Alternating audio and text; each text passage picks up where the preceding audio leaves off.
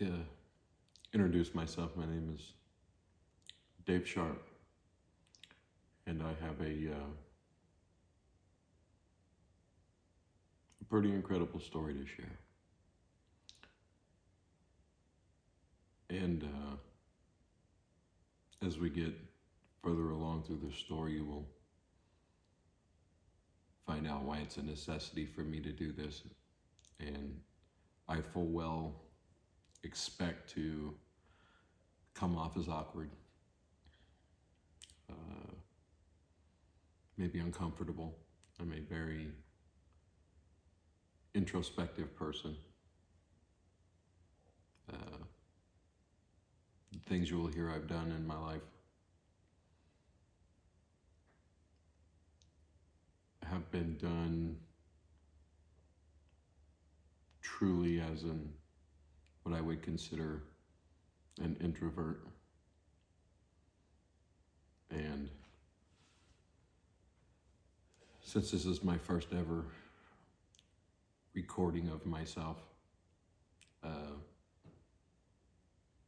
it's very weird, very awkward to me to be doing something like this, but it's something I must do.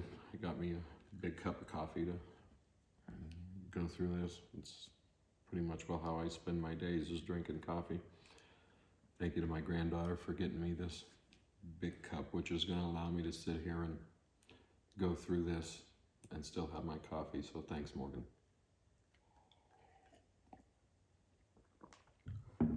I was born March 4th, 1973. I was born to a single mother. My mother got pregnant with me while she was stationed at Fort Knox in Kentucky.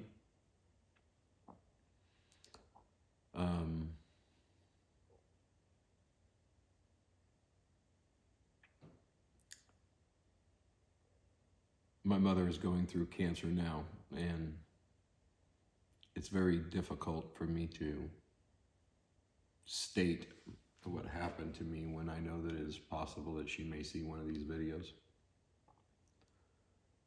But I was born into a world where all I knew was abuse.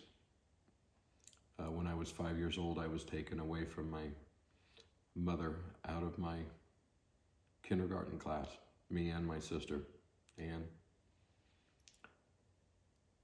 And I had bruises up and down the back of my legs from a wooden child's broom that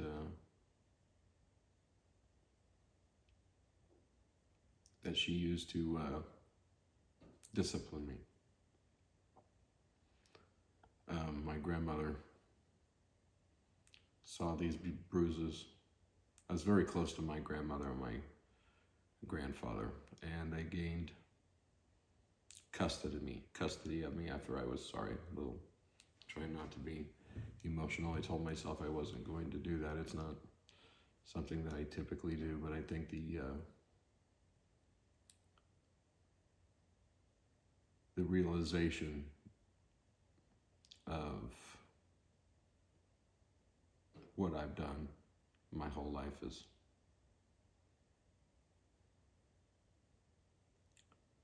it's going to be a little difficult, I assume, to try to keep my emotions down about these situations. Anyway, I was taken away from my mother. I lived with my grandparents. My grandfather was a very special man. We had a very close bond. He was a Sunday school teacher, a farmer, retired at this time. And we spent all of our days together, fishing, gardening. I went everywhere with him. And I think the importance of that relationship is it was a stark difference from what I had with my mother. unfortunately, my grandfather died when I was 7 of cancer. And I still remember to this day, me, my mother, and my sister. My mother had issues in the family, so we wasn't able to go to the funeral. But we did go see him for a viewing, and I remember trying to wake him up.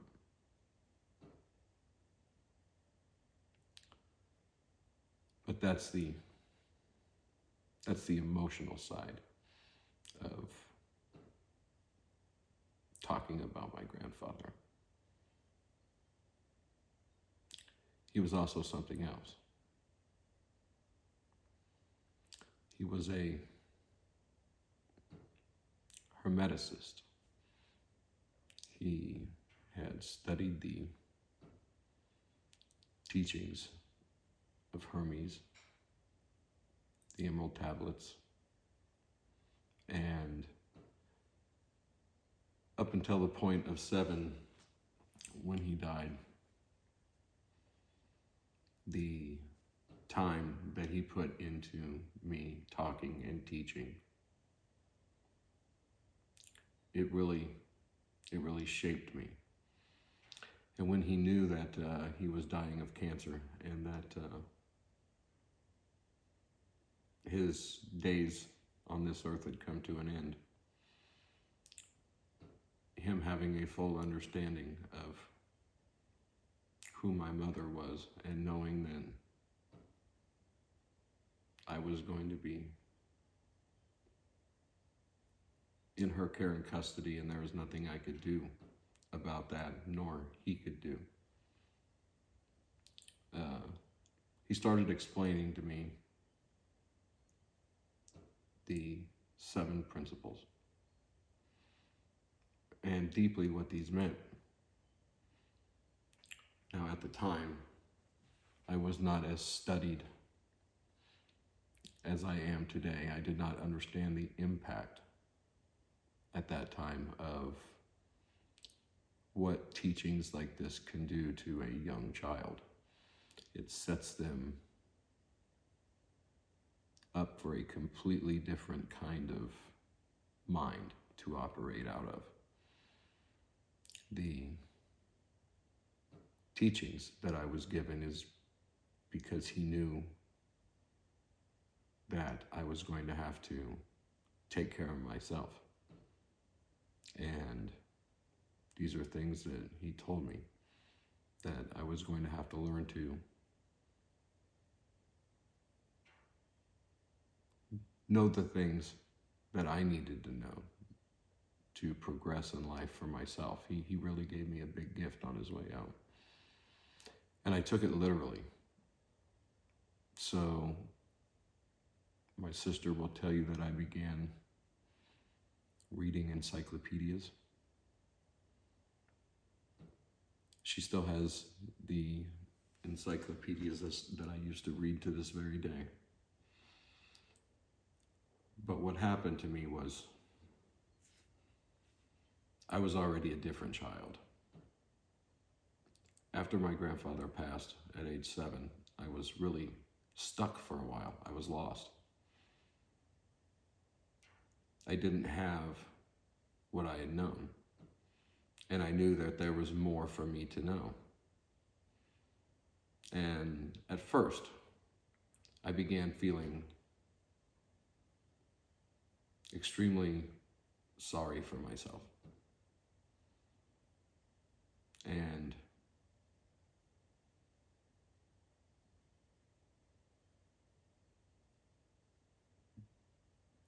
I would say that lasted until I was 8, 9 years old. And then through learning,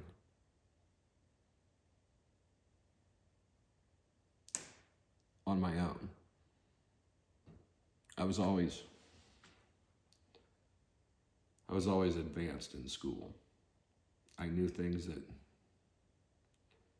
teachers didn't know. I began spending all my time with adults. I could not hang out with children. When I was about 10, I would have been between the ages of 10 and 11. I had learned some pretty important things about the mind and manifestations.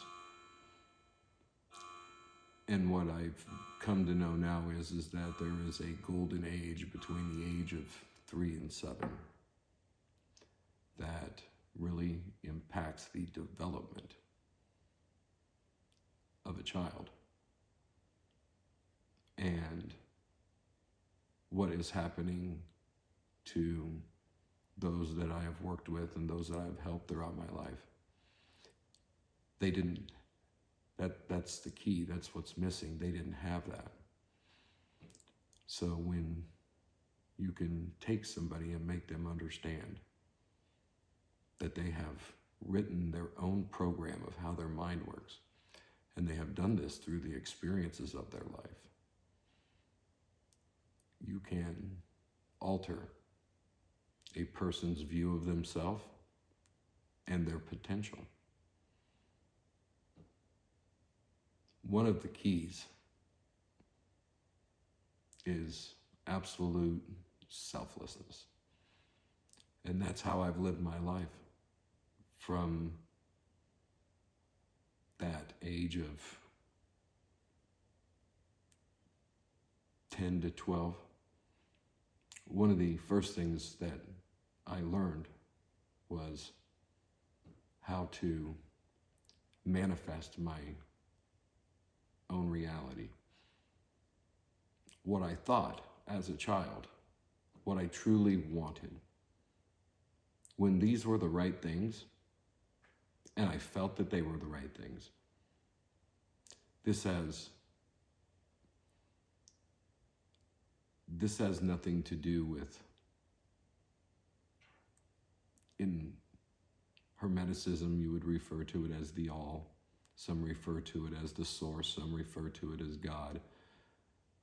And I think one of the biggest mistakes that people make is thinking that these things happen for them. This could not be further from the truth. These things happen because of you. What you think, what I have termed it with the people that I've helped, and I'll get back to my qualifications to even speak to anybody as to this video. Will be coming soon, but when we don't realize or are incapable of realizing that what we think, if we have 3 things, and the phrases I usually tell people is inspire, desire, and rewire. If you can get yourself inspired, and by inspired, I mean this can be from any source. When you truly love doing something, when you watch a video, read an article in a magazine, watch somebody else do it, you are inspired to do the same thing. This inspiration is the kickstart for desire. When you have strong desire, a want, a will for something, and you rewire your mind to believe that it has already happened, and you're just waiting for it, it happens. And I have spent my whole life studying people. And when I was 10 years old, this is where I was going with the conversation previously, and I apologize. So I will show you how low tech I am. I have literally just kind of written an outline down that I'm trying to follow. But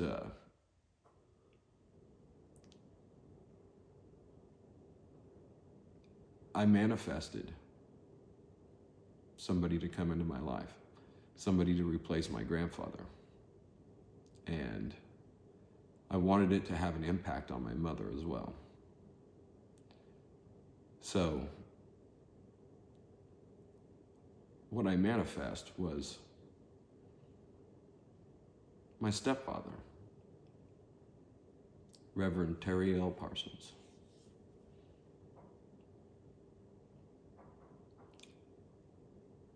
He was my best friend.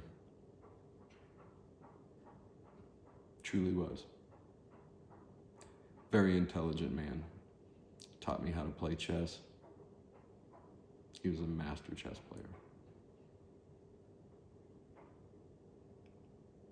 I still remember his frustrations at an early age when he couldn't beat me. Being able to think ahead is a requirement for chess. And you will come to know that thinking ahead is something that it's not even a choice for me. It's just something that happens.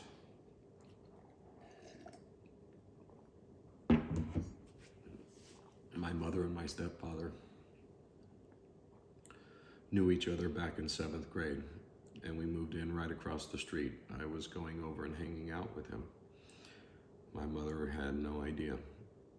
Then when I introduced him to her, of course they already knew each other, but I knew this. And he was married at the time. And I believe it was out of a power struggle with my mother that she decided to pursue a romantic relationship with him. He left his wife, Kathy, moved in with us, and I began learning from him.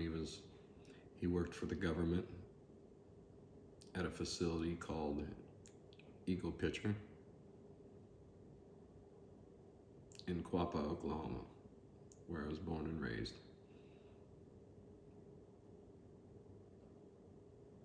And man was a master at computers.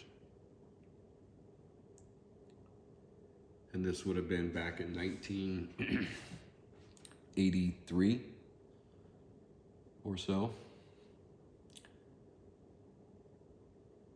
But that was my first manifestation that actually happened. The next thing that I wanted, because all I had at this point was 3 sisters. I wanted a brother. I asked my parents for a brother. I was 12, and they told me no. And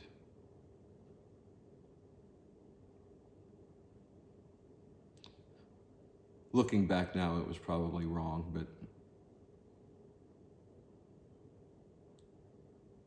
I discussed wanting a brother with my mother's doctor's nurse. That was also my nurse. It was Dr. Bamborough. Not that that's important. And so I was telling her how bad I wanted a baby brother and that they told me no. And I asked her straight up, is there anything I can do to make that happen? And she thought I was joking, and she told me, yes, you can find their rubbers and just take a needle and poke a hole in them, right in the tip. I did, and I got a baby brother. who, unfortunately, he died of cancer New Year's Eve 2 years ago.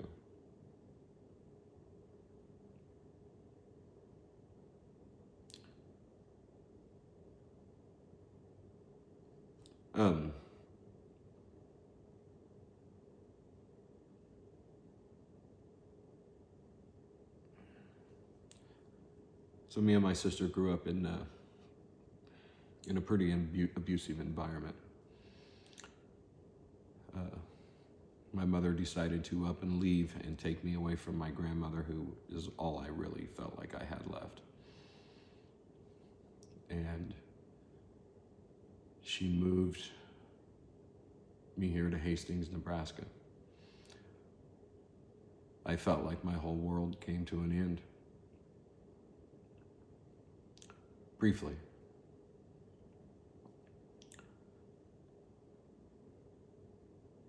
We moved here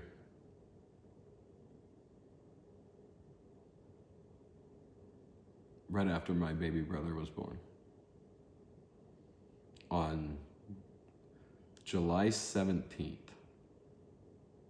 of 1986, I decided what I was going to do. The previous year, March 15th of 1985, me and my stepfather had a conversation about what was coming with the internet. You gotta remember, this was new. The first domain was actually purchased by Symbolic Inc. March 15th, 1985, if my memory serves me correctly. This started something for me because I had a full understanding of what the internet was going to become. And I knew that it was going to be a way to influence people.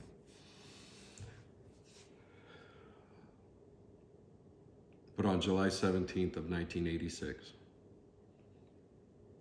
I used what I had learned about manifesting to deeply contemplate where I would be, where I thought society would be. I always looked at every situation as if I was not a human being, and I was able to be like a microscope and look at things globally, dial in, look at individuals around me, look at society from the beginning perspective to where we are now. And when I say beginning perspective, when the first humans walked this earth, understanding, and that was always big for me, the understanding of where we had come in 100 years back in 1986, to see the technology and the advancement that was coming out in rapid fire. Microwaves were a big deal. I remember when microwaves were a big deal. There was no such thing as a cell phone. And then watching all this technology happen, I remember one of the first things I thought about was how quickly mail gets around now, as opposed to how long it would take previously to write a letter. 1,000 years ago, a letter would have to be written. Paper was scarce, so you had to have intent with every word that you wrote, because there was no erasing. There's no backing up. I remember that was something that was so important to me to know, that writing and formulating your thoughts in those times had to be extremely thought out, planned. This paper wasn't easy to come by, it wasn't cheap, ink wasn't easy.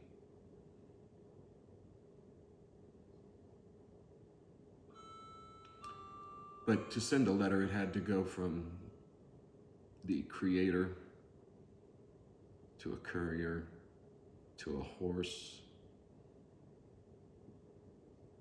to a coast to a ship to a destination.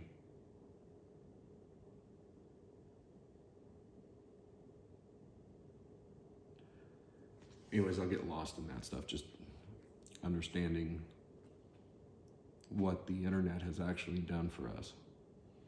And it's not all good. There is an avenue for exploitation. As Socrates said, beware of the sophists. And that still applies to this day. There are people that, even your modern day lawyers, and I'm not putting down lawyers, to be a good defense attorney, you have to be a sophist. Doesn't matter whether you believe you are fighting for justice or not. You still put up the fight and you do everything that you can to get this person off. It's their oath. But you have to be a sophist. And a sophist is somebody who has the ability to manipulate the minds and others of them, of those around them, for a guided purpose. And back in Socrates' day, these people were paid to sway decision-making for council democracy. They were very important to people in power. And the understanding of what happened when Symbolic Inc. purchased the first web domain on July 17th of 1986, and there's a reason why I kept this day locked in my head. And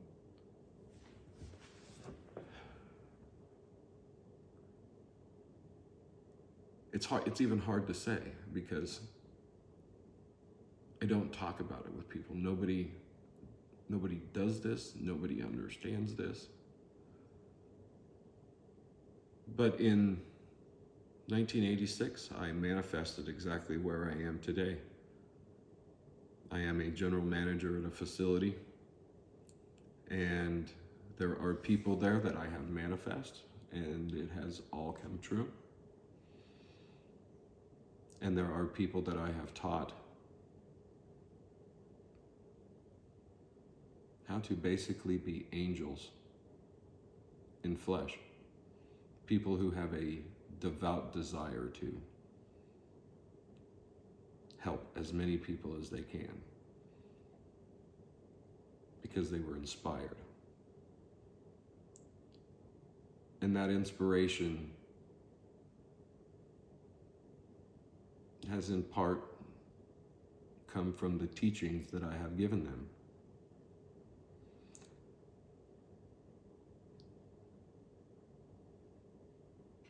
By the time I was 17 years old, I had my life mapped out before me. My adult life.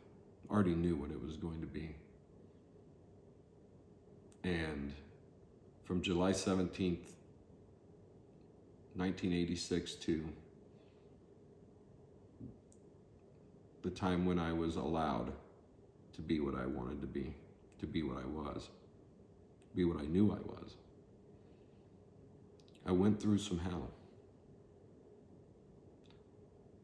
I manifest my current situation. I manifest people in my life,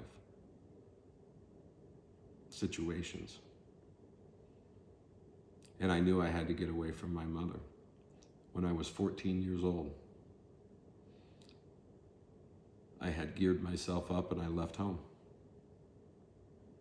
knowing the battle that was about to ensue. Of course, you can't be on your own when you're 14 years old. That's what they say. So I had local law enforcement looking for me.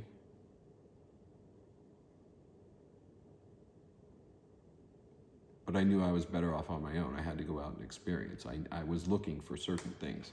I needed tools. I needed to study people. And that's where I went with it, was the psychology of everything.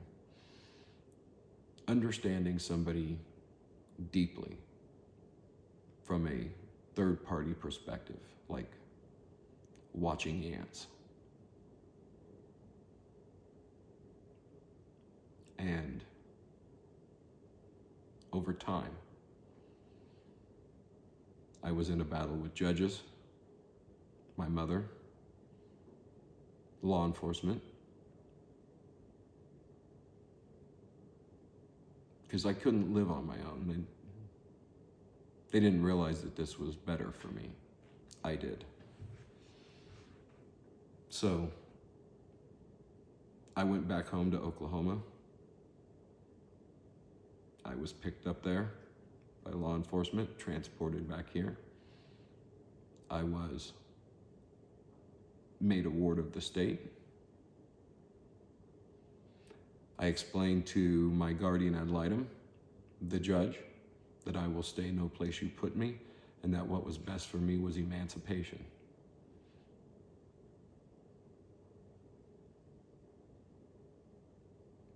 A battle ensued. Every place they put me, I never stayed. The court decided to lock me up in a place here in Nebraska. It's called Geneva. It's a locked door facility. And the way I was able to get out of there was I manipulated the kids around me to formulate a plot to break out using curtain rods, the old style curtain rods with 2 prongs. And as I amped them up to create this plot, I also decided to turn them in. And I told them that I was the one that formulated it, that the kids were just weak-minded, but this was me. So I was kicked out of Geneva. The judge then had to make another decision. The staff there really liked me. It was always the case. I was respectful, intelligent, and I could help them with their problems. I've always been this way with adults. And I understood them deeply. And they knew this. And that's been key to how my life has gone.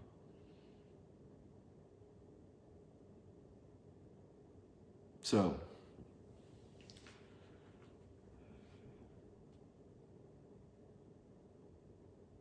there's so much more to the story, and I don't want to make this any longer than it absolutely has to be, but when I moved here and was put into a different school, there was an extortion ring going on at the middle school that I was dropped into. And my mother was on food stamps. And older kids were trying to make me bring my mother's food stamps to them. And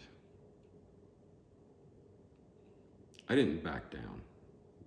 I didn't cower to bullies. I stood up to bullies. And this is exactly what I did there. And I met a very wonderful man. His name is Mr. Glenn Kemp. He has been working on the drug task force. He has been working with the FBI. And I went to him to explain to him what was going on. I wore a wire and busted this school ring. One of the kids that was involved in it, Benjamin Blackbonnet, also a Native American, actually came to live with me, and I helped him tremendously. My mother brought him in.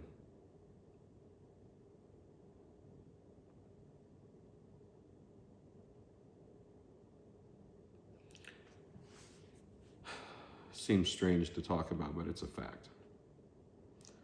Long story short, how my childhood ended before my emancipation is after facility after facility, after foster home after foster home. The judge had had enough of me. He decided to place me at LRC, Lincoln Regional Center. They knew my mind was different. And this was their last attempt to really try to gain control of me. And this is a very secure facility. There's some pretty serious juvenile defenders or offenders there.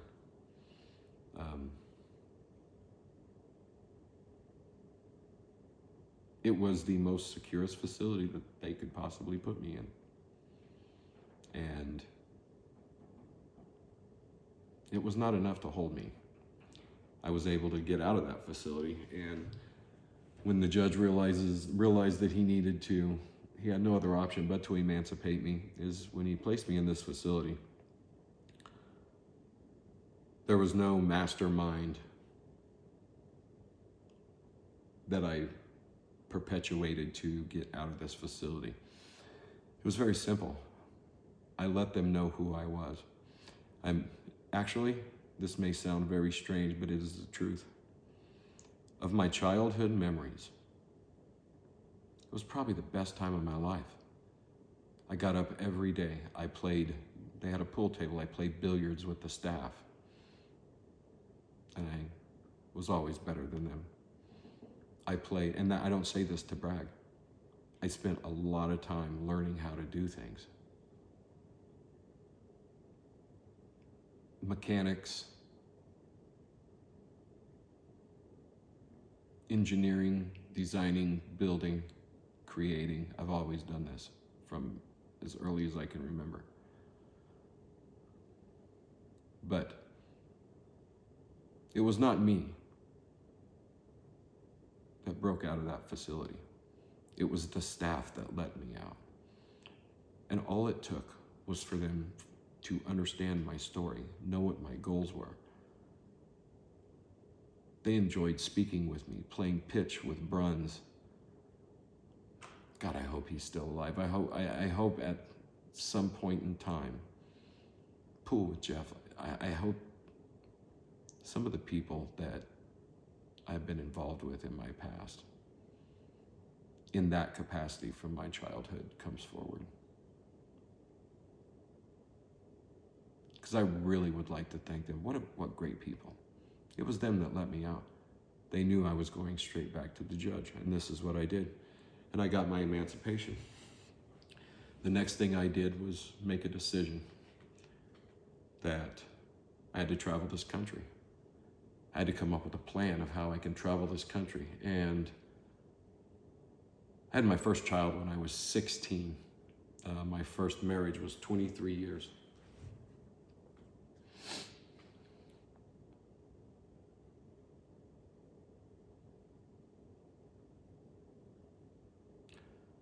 My first child was born when I was on the run from these facilities.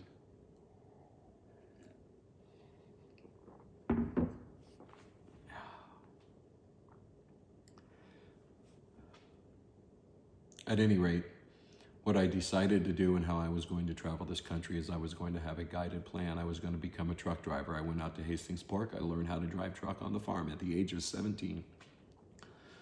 Knowing that a truck driver travels all over this country, I learned how to drive. I utilized my CDL locally,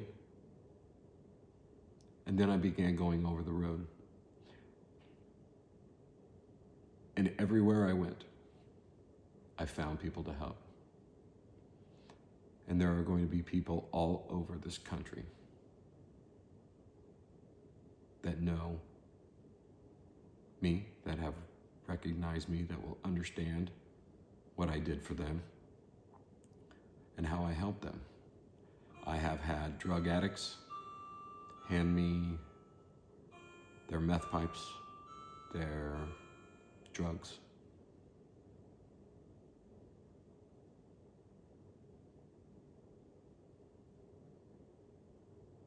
And get better. The regiment for that was I had to let them know that they were cared about deeply. I was always a selfless person.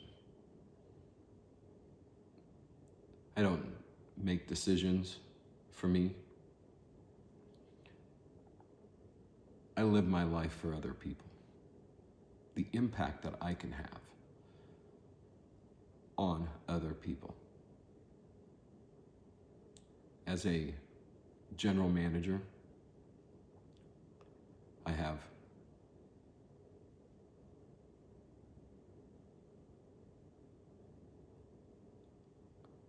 I've done big things with other people's money.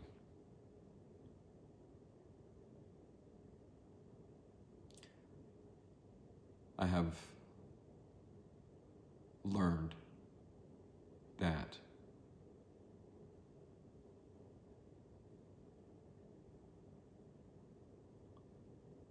people who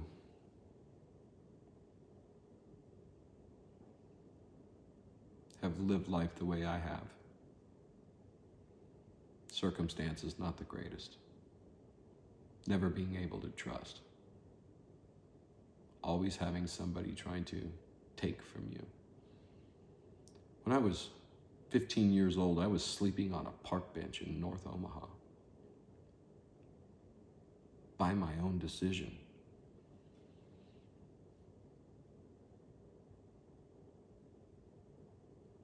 When you truly have nobody that you can count on other than yourself, some may think it's a lonely existence. But you have the ability to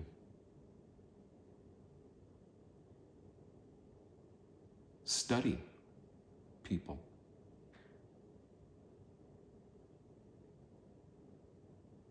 And for my many years as a truck driver, that's exactly what I did. I studied people.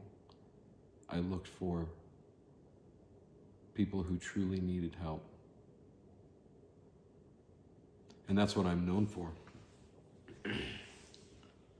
I'm kind of proud of myself for that, because really from the time I was 12 years old, I've guided my entire life to this moment with everything that I've done, which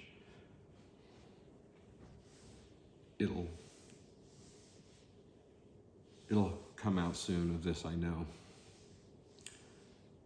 At my current job, I have one of President Biden's first 75 commutated. Never worked a day in his life. Was involved in a $25 million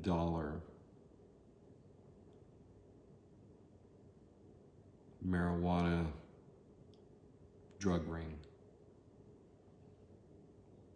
Publicly known, verifiable. And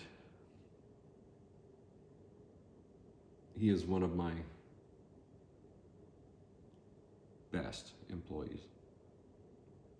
Talk about somebody who cares about the job, getting the job done. His life is completely different than when I first met him.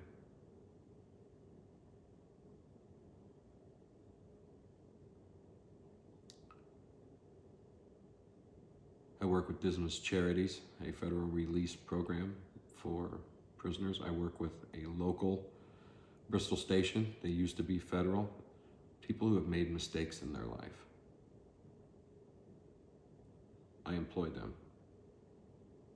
And I care about them. And for a lot of these people, it's the first time they've ever really, truly felt cared about. Been told that they matter. See what they can possibly become. When you can make somebody see what they can be, you don't tell them what they are. You don't tell them how to act. They become it. The minute they believe it in themselves, you're irrelevant. Everything that you did is irrelevant. They now take full responsibility for who they are. When you can change somebody that way, it is an honor. It's a privilege. And to know somebody psychologically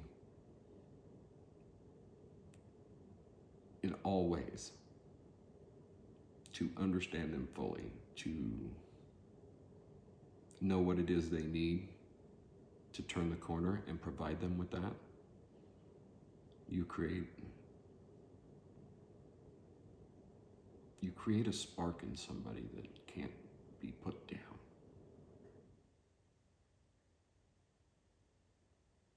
And it's how I've lived my entire life, guided to this moment.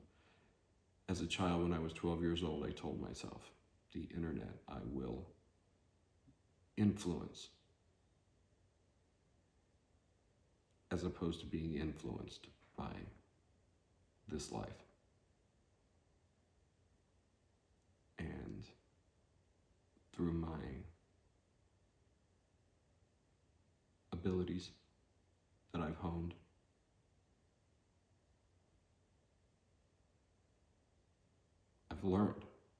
I've learned a lot of things.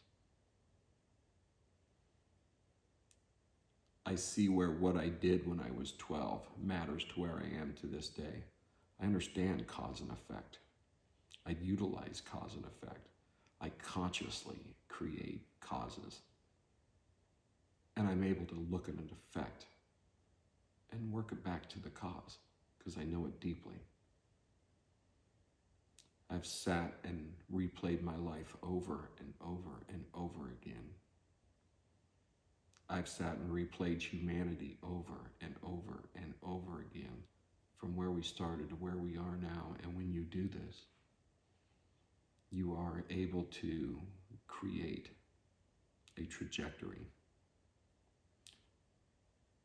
As long as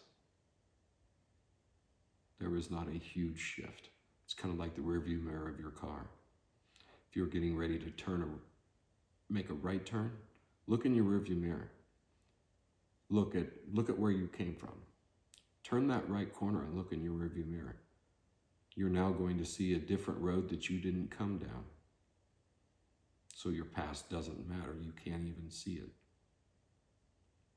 You know it, but it's no longer anything other than a memory.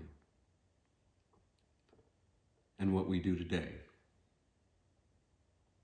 is going to affect what happens in the future. And when this is done guided and with the utmost selflessness, desiring the best possible outcome, and rewiring your brain to believe that not only will it happen, it's already happened.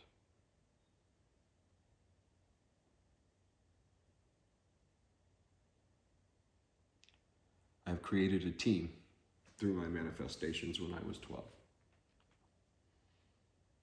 And it's a wonderful group of people.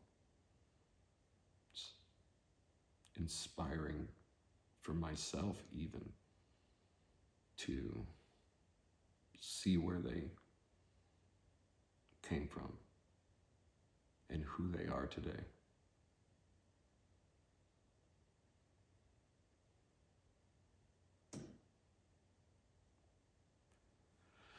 At any rate, today's the day when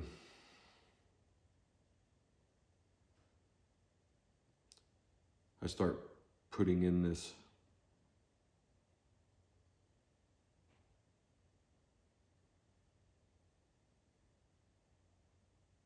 everything that is needed to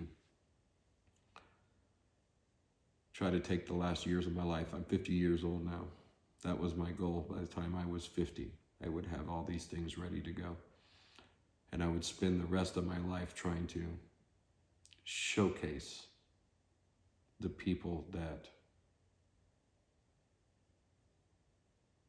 have turned those corners and are in a place now that all they want to do is find as many people as they can to help. You know, my wife will tell you I do this to a fault, that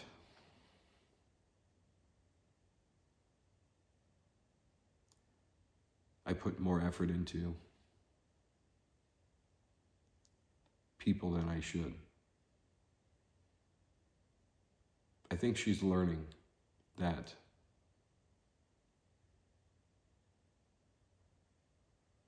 not doing that and just living life willy-nilly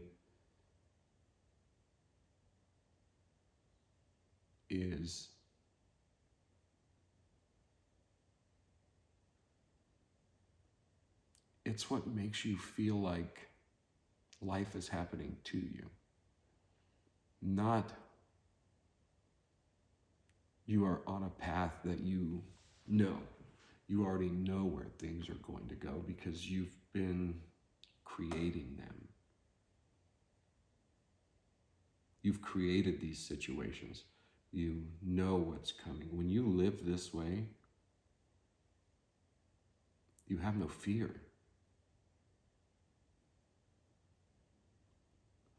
Other than my fear of speaking to people. I would be considered a good public speaker when it's about things that don't involve me personally. I'm not good at this. I would prefer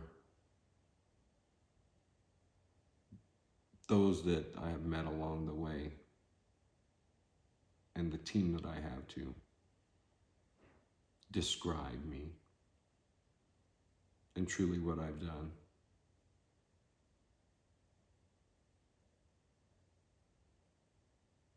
I know I have a full understanding of what I've done, but I'm used to operating in the shadows.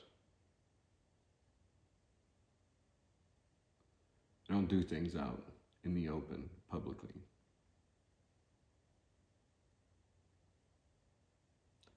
But I believe this time is what's needed. Our world is changing rapidly. Crime, violence, politicians, priests, teachers, students, in all aspects of police, our military, their military. It's all across the board everywhere. Corruption is everywhere. Socrates had it right when he said, a person fit for power is one that does not want it.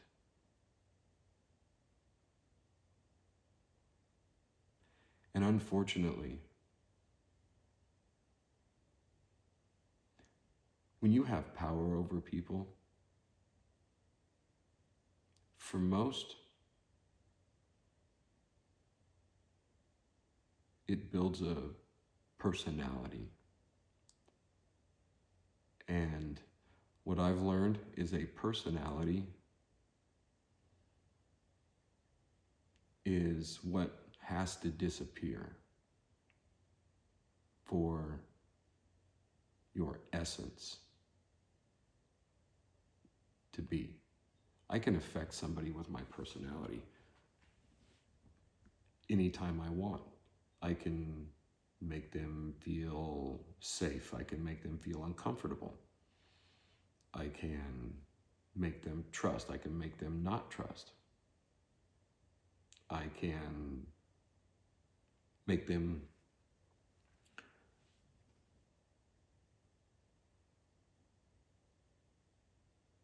develop a certain attitude based on my attitude. We all know this. It's so simple. People naturally pick up on each other's vibrations, and then we harmonize. We are the average vibration of what we are around on a daily basis. Sorry, I forgot about the clocks.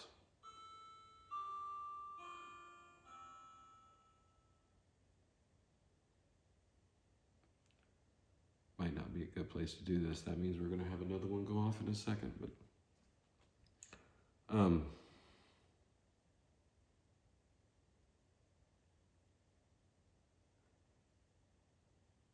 the average vibration that we're around is exactly what we will become without work or intentionally ensuring that we do not take on the vibrations of those around us. And it happens subconsciously. But what in essence it is think of it as the aura that people sense in you.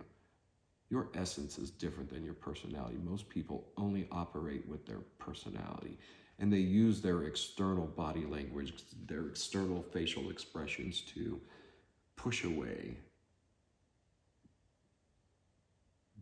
dictate, and they do this intentionally. You're intentionally, when you have this crap look on your face when you're walking through Walmart or you're walking through a mall and your day has been ruined. The look that you have on your face is intentional. You are telling people, don't give me no crap. I am at my wit's end. But there are some people that can walk through that mall and they have just had something extremely terrible happen to them. But yet their vibration is high. And you can sense this. And these are the people that you don't recognize. If you walk into any public setting and just observe, be an observer. That's really what it is with your own mind. That's what I learned at an early age, is that, and I didn't term it as that, but it is. You are either the watcher or the watched at any given moment. And this is inside yourself. That voice that is inside you when you're in the shower, that you're rationalizing yourself with yourself about what you're going to do for your day, or the voice that happens to you when you are putting yourself down, when you've done something that you feel terrible about. Why did I do that? Why? This question that you're asking yourself is because depending on whether you are of your conscious awareness or you are of your subconscious awareness, you are either reacting or you're responding. And I have learned to be the observer.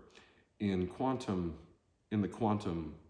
world, we know that electrons behave differently based on the observer effect. When it is being observed, it behaves differently. And that is whether it's being observed directly by a human being or by cameras or some sort of sensor technology. It doesn't matter, it's all the same. The minute the electron is being observed, it behaves differently. This was profound to me to learn at a very early age, that the quantum world behave differently when it's observed. People are the exact same way.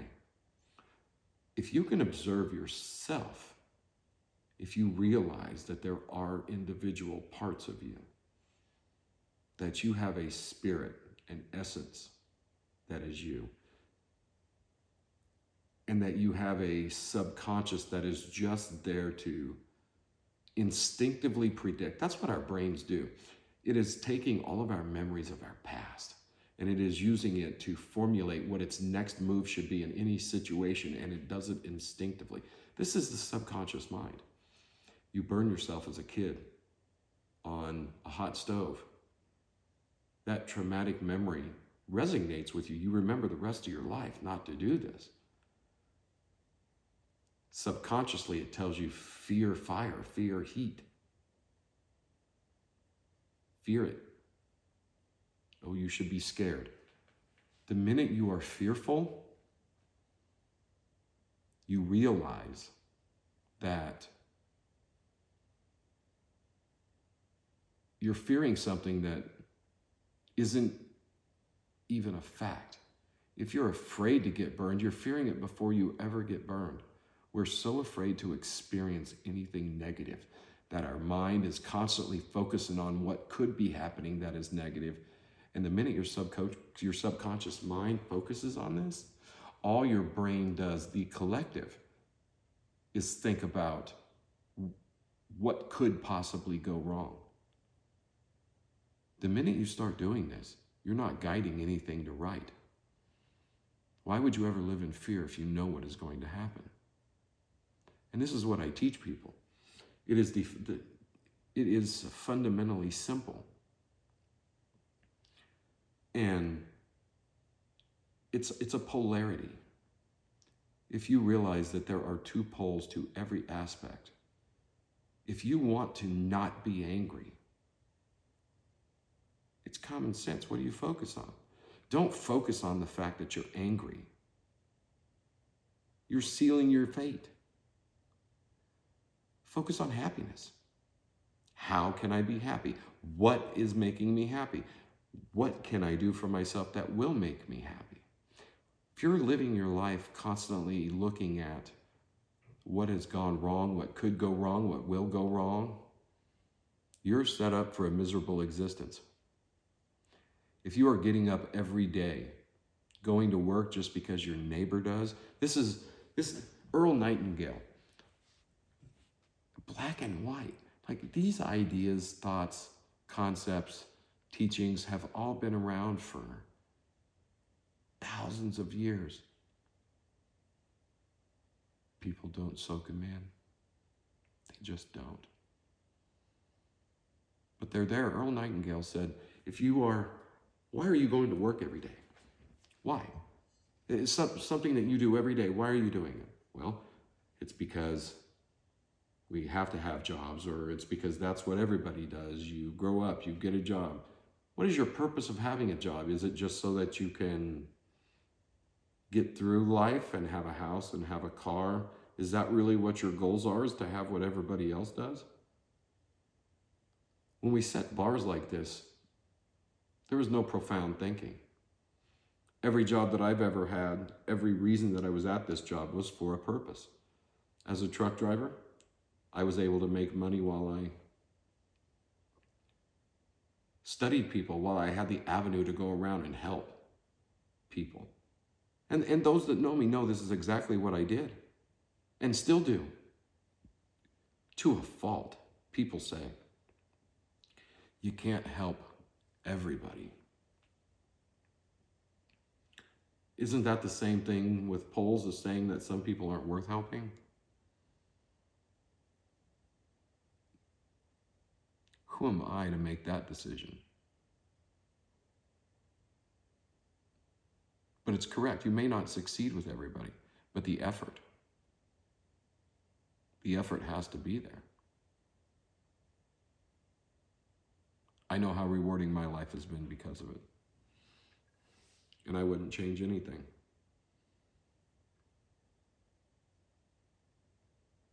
To change anything isn't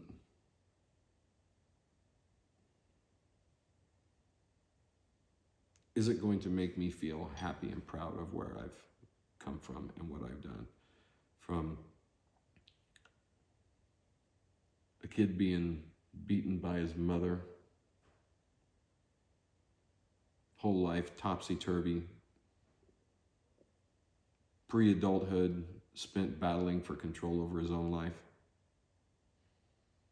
and then seizing control of my life and doing exactly what it is I wanted to do.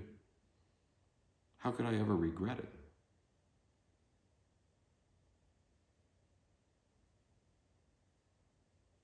It's perspective, folks. That's what it is. It's perspective. At this point, I'm rambling, but this is my first opportunity to really try to get on camera and see what I could do.